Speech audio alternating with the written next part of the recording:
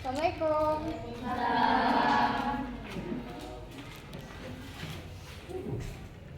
Siap kan?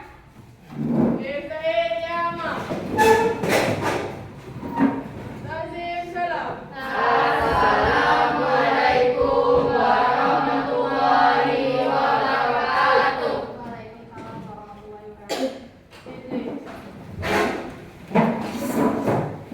Ini kelas IPA 2? Ya. Mata pelajarannya sekarang apa? Tujuan ibu datang ke sini yaitu untuk menggantikan guru kalian kemarin. Siapa namanya?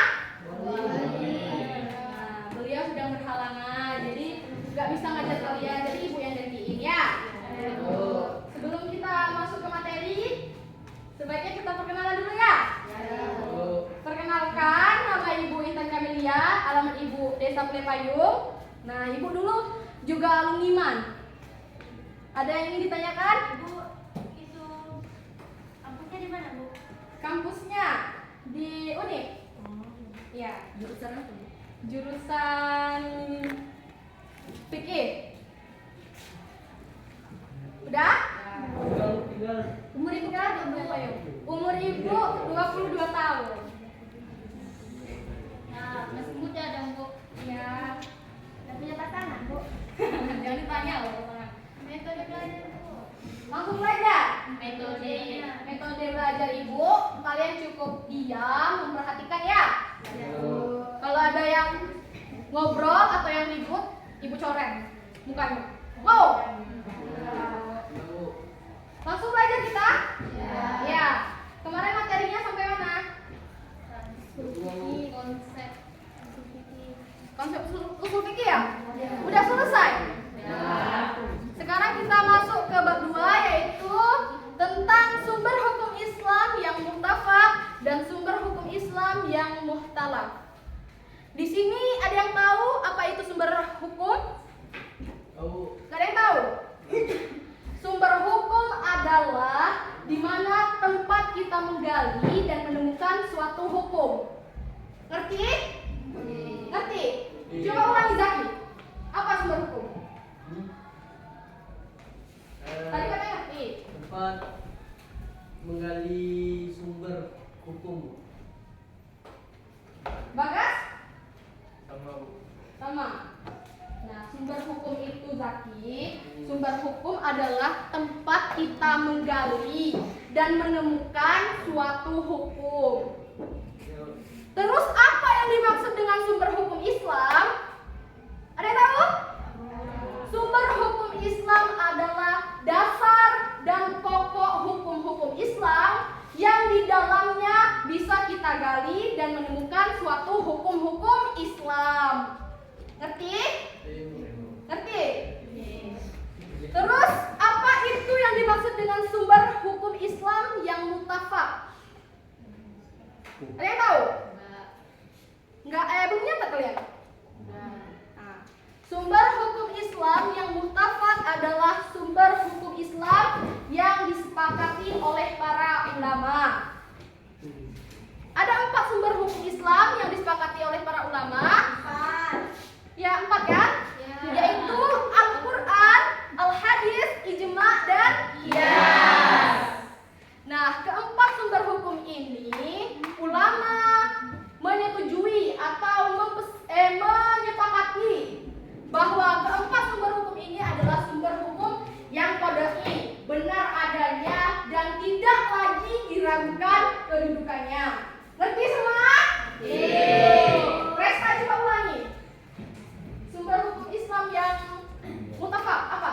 Sumber hukum Islam mutlak adalah sumber hukum Islam yang disepakati oleh para ulama, terdiri dari 4 yaitu Al-Quran, Al-Hadis, Ijma, dan Qiyas. Nah, tepuk tangan untuk Resta. Setelah itu kita masuk ke sumber hukum Islam yang muhtalaf. Nah, dulu. Yang tidak disepakati, Bu. nah, betul Sabila ya. Nah, sumber hukum Islam yang muhtalaf ini adalah sumber hukum kebalikannya, yaitu yang tidak disepakati oleh para ulama. Dibagi menjadi 7 nih.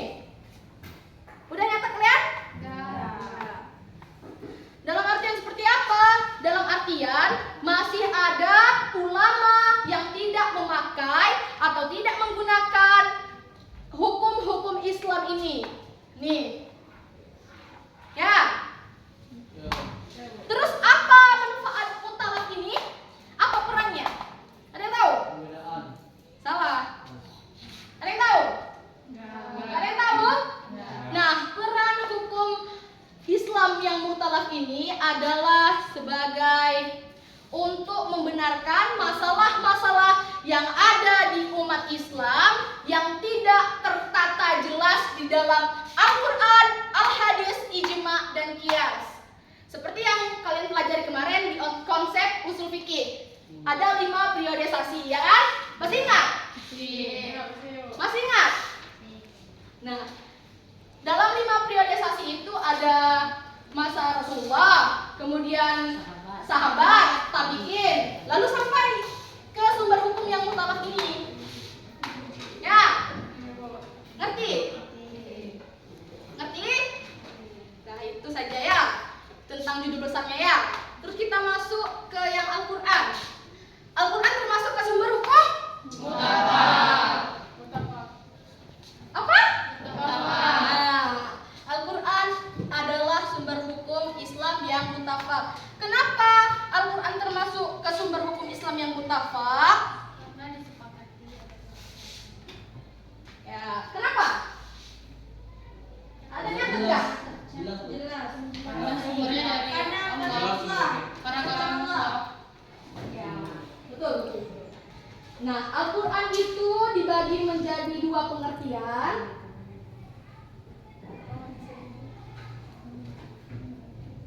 Yaitu secara bahasa dan istilah.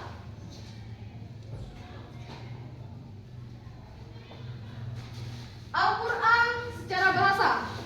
Ada yang tahu? Ya, Al-Quran secara bahasa berasal dari bahasa Arab, yaitu qira'a yaqra'u Qur'anan, yang artinya bacaan atau yang dibaca. Ah, galak. Kenapa mau tanya? Ulangi apa? Itu Al-Quran. Menurut bahasa. Nah, tahu apa kan? Apa?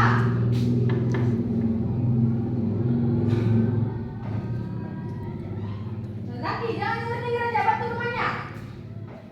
Apa Al-Quran? Qur'au. Qira'a apa? Dari Dari bahasa. bahasa. Ya. Qira'a terus. Berarti bacaan. Nah, bacaan yang dibaca. Makanya galang, diperhatiin guru tuh. Terus Al-Quran menurut istilah. Nah, Al-Quran menurut istilah ini dibagi menjadi 3 definisi. Apa itu 3 definisi? Yaitu pendapat para ulama. Ya. Yang pertama, kebaca. Nah, yang pertama itu menurut Syafi'i Hasan Abu Thalib. Dia berkata bahwa Al-Quran adalah wahyu Allah yang diturunkan dengan lafaz bahasa Arab yang maknanya dari Allah, yang melalui wahyu yang disampaikan kepada Nabi, yaitu Nabi Muhammad SAW. Ia merupakan dasar dan sumber hukum utama bagi syariat. Ngerti? Ngerti kan? Terus yang kedua yaitu menurut Zakaria Al-Biri. Coba bisa bacakan. Artinya, Ya. Alkitab yang disebut Al-Quran adalah kalam Allah Subhanahu wa taala yang diturunkan kepada Rasulnya Muhammad SAW dengan lafaz bahasa Arab secara mutawatir dan tertulis pada lembaran Islam. Terus yang ketiga itu adalah menurut Al-Ghazali. Al-Ghazali berkata bahwa Al-Quran merupakan firman Allah Subhanahu wa taala. Terus dari ketiga definisi ini dapatlah kesimpulannya, yaitu Al-Quran adalah kalam Allah Subhanahu wa taala yang diturunkan kepada Rasulnya, yaitu Nabi Muhammad SAW, dengan menggunakan lafaz bahasa Arab dinukil secara mutawatir. Ya, apa? Apa itu dinukil? Mutawatir. Mutawatir, Bu. Dinukil secara mutawatir adalah apabila Muhammad Nabi kita telah menerima wahyu dari Allah, lalu beliau memberitahukannya kepada sahabat sehingga sahabat itu menghafalkannya. Kemudian sahabat langsung menyampaikan kepada orang banyak. Itu secara mutawatir. Nah, sehingga di dalam penyampaian itu tidak mungkin ada kebohongan atau kerekayasaan. Ngerti? Dan Al-Quran tidak mungkin bisa diubah sepanjang masa. Nah, itulah kenapa Al-Quran termasuk ke sumber hukum Islam yang mutafak. Ngerti? Karena Al-Quran itu langsung dari Allah ke Muhammad. Muhammad itu ke sahabat yang seperti 5 periode tadi. Ngerti Sabila? Ngerti, Bu. Ngerti yang lain? Ngerti. Terus kita masuk ke kandungan Al-Quran. Yang pertama itu ada Tauhid. apa tauhid? Ada yang tahu? Hah? Kalimat Pengertian tauhid? Ada yang tahu? Pengertian tauhid adalah ilmu yang membahas tentang keesaan Allah, keimanan kita terhadap Allah. Nah, tauhid termasuk kandungan Al-Quran karena di dalam ayat-ayat Al-Quran banyak mengandung atau menjelaskan tentang keesaan Allah. Di sana Allah menunjukkan kekuasaannya. Dia adalah penguasa mutlak di dunia dan di akhirat. Nah, itulah seperti firman Allah di dalam Quran surah Maryam ayat 65. Siapa yang bawa Quran? Yang bawa Quran? Yang bisa bawa Quran? Coba dibuka Quran surah Maryam ayat 65. Bacaan artinya ya. Surat Al-Ikhlas masuk juga itu. Ya, banyak juga Al-Quran banyak tuh yang membahas tentang tauhid. Maryam ayat 65.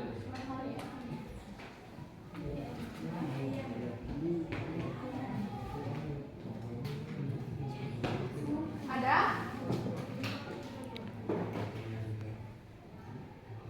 Bu aja baca ke artinya. Ada. Grogi dia, Bu. Ibu aja baca ke artinya. Ya. Surat Al-Ikhlas saja ayat 1. Tidak jadi Maryam. Enggak jadi. Lah dapat? Coba bacakan. Ayat 65. Iya.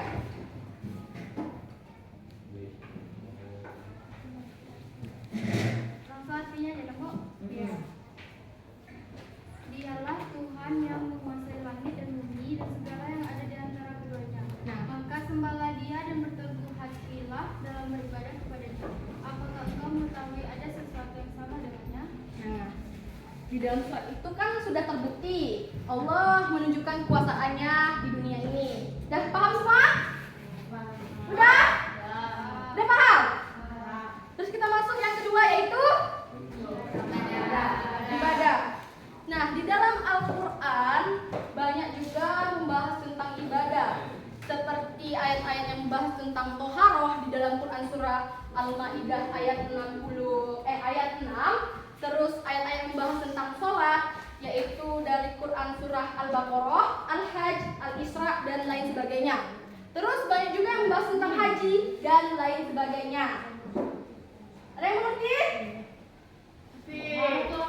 Toharoh. Ya. Toharoh itu adalah kegiatan mensucikan diri. Ngerti?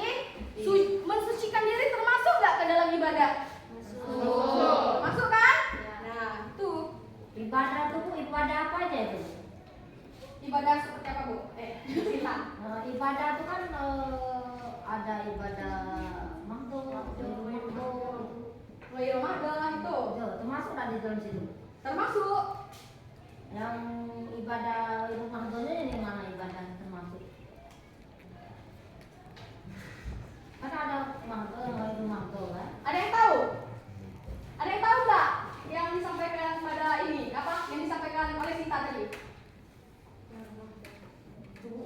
Tolong jelasin. Ya.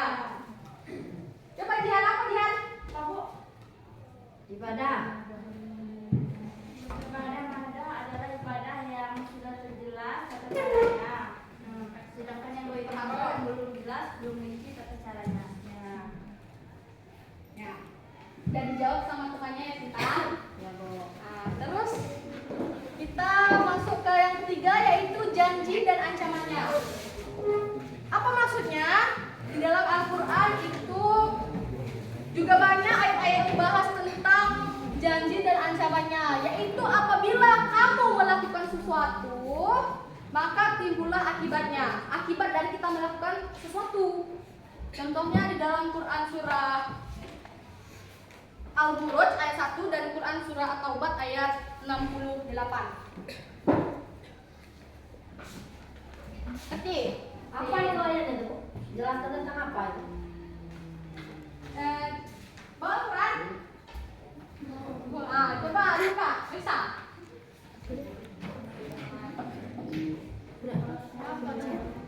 Quran surah Al-Buruj ayat 1. Dibacakan. Al-Buruj.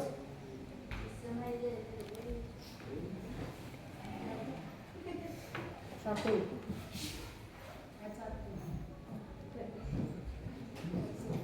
Berapa? Selanjutnya ayatnya. Artinya aja. Demi langit yang mempunyai bulasan bintang. Ya kan? Terus coba Quran surah At-Taubah ayat 68.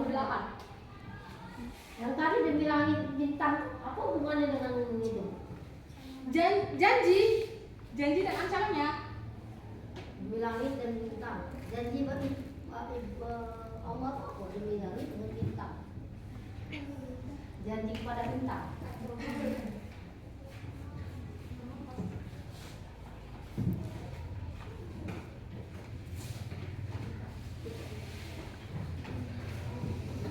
Kalau janji ancaman itu kan kalau berbuat jahat, berbuat kerusakan masuk neraka jahanam.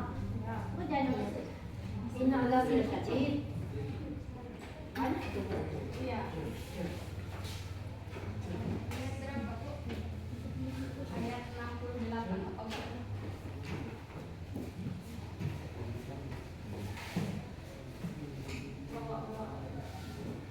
Allah menjanjikan mengancam orang-orang munafik, laki-laki dan perempuan, dan orang-orang kafir dengan neraka jahanam. Mereka kekal di dalamnya, cukuplah neraka itu bagi mereka. Allah melaknat mereka dan mereka mendapat azab yang kekal. Nah, itu artinya ya. Udah jelas? Kemudian kita masuk yang keempat yaitu jalan mencapai kebahagiaan dunia dan akhirat. Seperti firman Allah di dalam Quran surah Al-An'am ayat 153. Nah, ayat itu menjelaskan bahwa Allah telah menggarisi jalan yang baik bagi umat manusia apabila barang siapa yang mengerjakan perintah Allah dan meninggalkan larangannya, maka bahagialah kehidupannya. Ngerti? Terus kita masuk ke yang kelima yaitu riwayat dan cerita atau kisah umat terdahulu. Dalam seperti apa? Dalam contoh seperti kisah-kisah Nabi, yaitu kisah Nabi Isa alaihissalam, Nabi Ibrahim alaihissalam, Nabi Musa alaihissalam, dan banyak lagi yang menceritakan tentang nabi-nabi di dalam Al-Quran. Kenapa diadakannya riwayat dan cerita ini? Karena di dalam cerita atau kisah-kisah Nabi tersebut terdapat teladan-teladan yang baik, agar manusia bisa mengambil ibrah di dalam teladan-teladan itu atau contoh-contoh yang baik. Ngerti? Nah, mungkin cukup itu saja yang dapat Ibu sampaikan. Ada yang ingin ditanyakan? Atau belum mengerti? Simpulkan dulu aku titik akhir. Ya. Ada yang ingin ditanyakan? Tidak. Enggak, Bu. Gak ada? Nah, jadi itulah tadi kenapa Al-Quran termasuk ke sumber hukum Islam yang mutafak. Karena turunnya Al-Quran itu langsung dari Allah. Dari Allah ke Rasulnya, dari Rasul ke sahabat, dari sahabat ke tabiin, dari tabiin ke lainnya. Bukannya Bu, Ya. bahwa Ibu tadi menjelaskan ada Al-Quran ini dinukilkan secara mutawatir itu Bu. Iya. Setahu saya Bu, kalau ayat dinukilkan secara mutawatir, ayat itu diturunkan secara berangsur-angsur. Itu apa maksudnya tuh? Kan Ibu belum menjelaskan tadi bilang. Iya. Nukil mutawatir cuma kami tadi tanya apa? Sabila. Namanya tadi. Ah, Ibu belum menjelaskan. Kalau setahu saya dinukilkan secara mutawatir diturunkan secara berangsur-angsur. Maksudnya apa Bu? Apa satu buku itu atau apa bagaimana itu maksudnya itu apa Bu? Berangsur-angsur. Berangsur-angsur dalam maksud seperti ya segitu, ayat-ayat, sesurat-surat. Kok bisa gitu keluar berangsur-angsur? Ya tidak mungkin sekaligus karena Al-Quran itu mengandung menceritakan kisah-kisah yang telah dialami para rasul dan masa yang kelima tadi, riwayat dan cerita kisah atau yang lainnya juga bisa seperti itu. Kita Bukan karena dia diturunkan karena ada asbabun nuzul. ya Ya. Kok menjelaskan apa maksud asbabun nuzul? ada yang ngerti asbabun nuzul?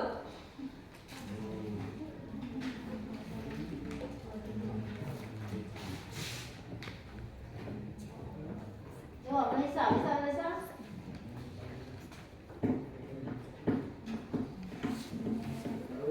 Ya. Turunnya ayat Al-Quran. Turunnya ayat-ayat Al-Quran. Tidak mungkin Al-Quran itu diturunkan sekaligus. Itu ada tahapannya. Saya tanya mengapa ada tahapannya itu, bukannya saya tanya mengapa ada tahapannya. Ya karena gimana ya ngomongnya?